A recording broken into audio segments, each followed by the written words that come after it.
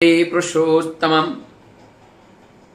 आज शुभ विजयर दिने आमी सबाई प्रति आमार এই शुभ विजय रहिल एवं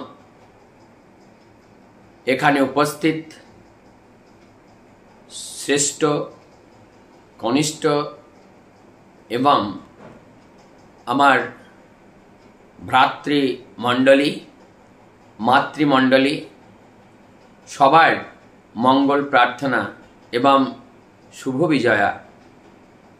आज आमरा ठाकुर के निये चलছি। এই নিয়ে চলাটা কি, তার সেই আইডিওলজিটা, তার সেই চলার পথটা আমরা জীবনে কেমন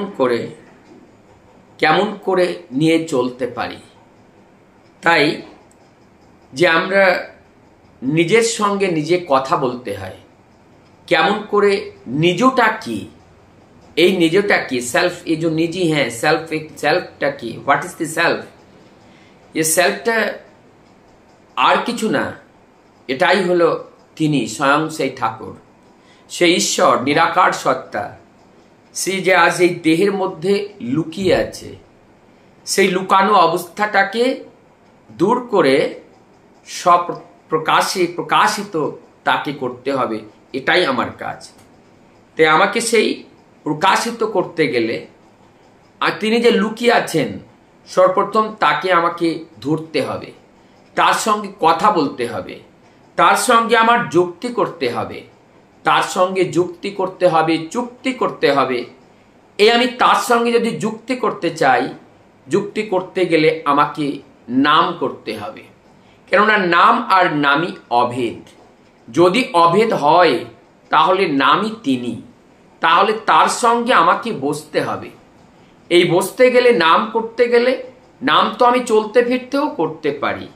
তাই আমার চলতে ফিরতে সদাই সর্বক্ষণ আমি ওই নামে যেন একাগ্র হয়ে, একাগ্র চিত্তে আমি যেন আমাকেই, এই দেহকেই অতিবাহিত করে চলতে পারি।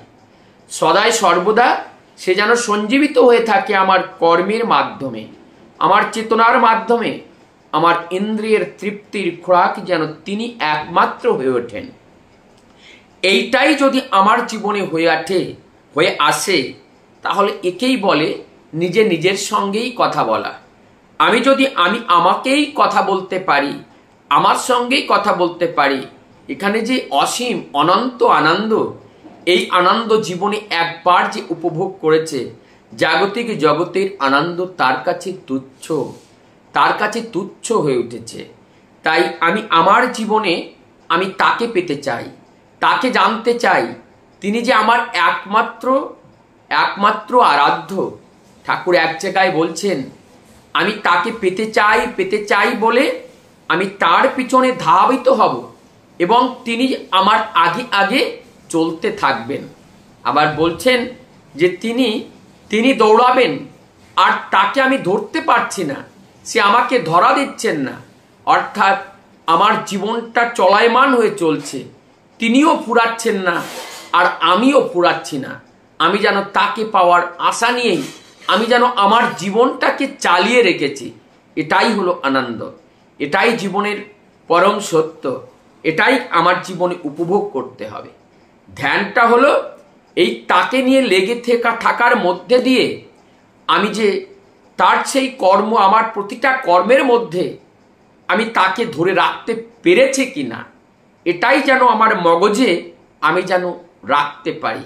আর তাকে ধরে রাখা, তাকে নিয়ে চলা, তার বার্তাটা প্রতিটা কর্মের মাধ্যমে ফুটিয়ে তুলে এই যে সমাজ ভ্রমিত আর দিগ্ভ্রান্ত যে পথিক আমরা হয়ে উঠেছি, আনকন্ট্রোলড মন যেটা অনিয়ন্ত্রিত করে দেয় আমার জীবনরূপী গাড়িকে, ওই গাড়িটাকে নিয়ন্ত্রিত করার একমাত্র রাস্তা নিয়ন্তা রূপে আমার পরম দয়াল ঠাকুর।